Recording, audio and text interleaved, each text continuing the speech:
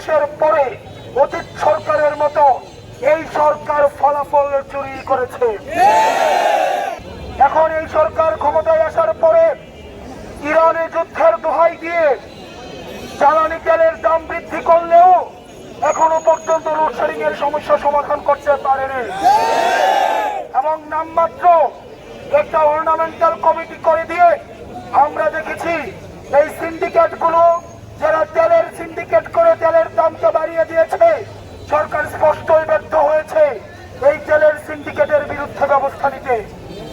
একই সাথে সাথে আমরা দেখেছি সরকার গণভোটের বিপক্ষে অবস্থান নিয়ে যে 70% মানুষ ভোটের পক্ষে অবস্থান নিয়েছিল, ফলাফল প্রকাশের পরে অতীত সরকারের মতো এই সরকার ফলাফল চুরি করেছে। অতীতের সরকার ভোট চুরি করত, কিন্তু এই সরকার ভোটের ফলাফল চুরি করেছে।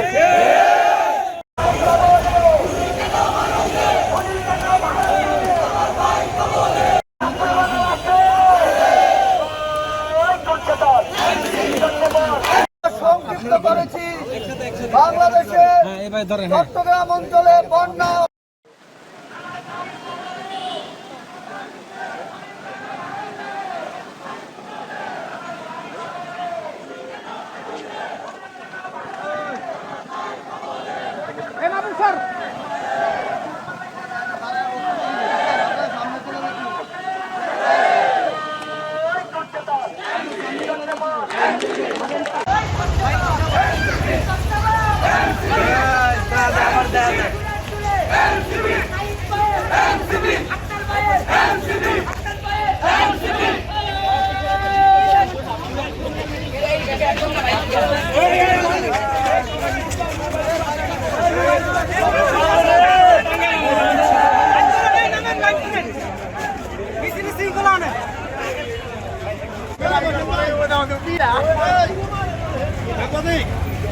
ভালো হলো